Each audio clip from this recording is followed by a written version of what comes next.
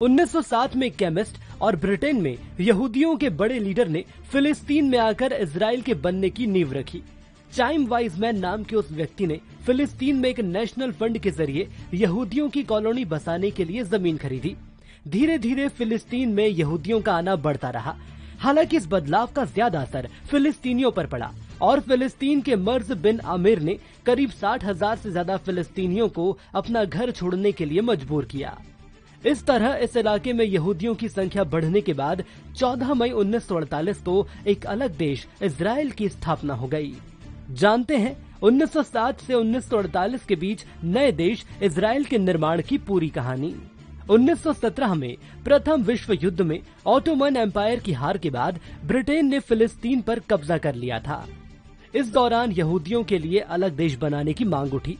साल 1920 से 1940 के बीच ब्रिटेन को फिलिस्तीन में यहूदियों के लिए एक अलग देश बनाने का काम सौंपा गया।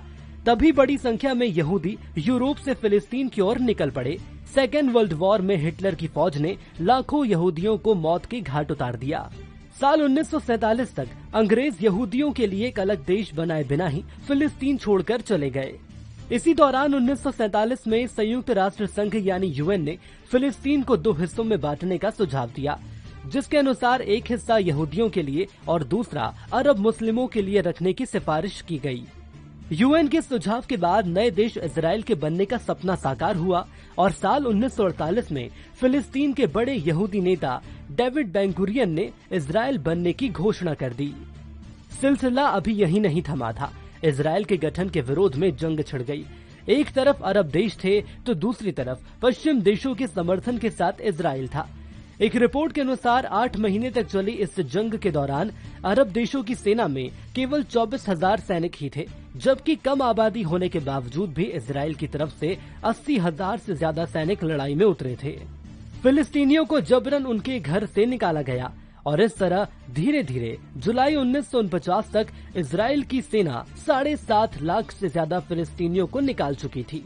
1949 में जंग रुकने के बाद फिलिस्तीन 3 इलाकों में बंट गया। पहला हिस्सा जॉर्डन के पास गया, जिसे आज वेस्ट बैंक के नाम से जाना जाता है। दूसरा हिस्सा इजिप्ट के पास गया, जिसे गाजा कहते हैं, और तीसरा इजराइल के खुद के पास रहा। इसके साथ ही फिलिस्तीन की राजधानी यरूशलेम को भी 2 हिस्सों में बांटा गया। एक हिस्सा जॉर्डन के पास है, वहीं दूसरे पर इजरायली फोर्सेस का कब्जा है। 1967 में इजराइल ने इजिप्ट, जॉर्डन और सीरिया को हराकर ईस्ट यरूशलेम, वेस्ट बैंक, गाजा पट्टी और गोलान हाइट्स पर कब्जा कर लिया। 1973 में अरब देशों के एक ग्रुप ने फिर इजराइल पर हमला कर दिया, लेकिन इजराइल ने अमेरिका की मदद से अरब देशों को हरा दिया। 1974 में यरूशलेम को इंटरनेशनल सिटी घोषित कर दिया गया। इस बीच कई बार इजराइल को हिंसा का सामना करना पड़ा। 38 साल तक कब्जे के बाद 2006 में इजराइल की सेना गाजा छोड़कर चली गई। हालांकि 2008 से अब तक फिलिस्तीनी और इजराइल के बीच जंग जारी है, जिसमें लाखों लोगों की मौत हो चुकी है। सवाल ये है कि दोनों देशों के बीच जारी इस जंग पर कब विराम लगेगा।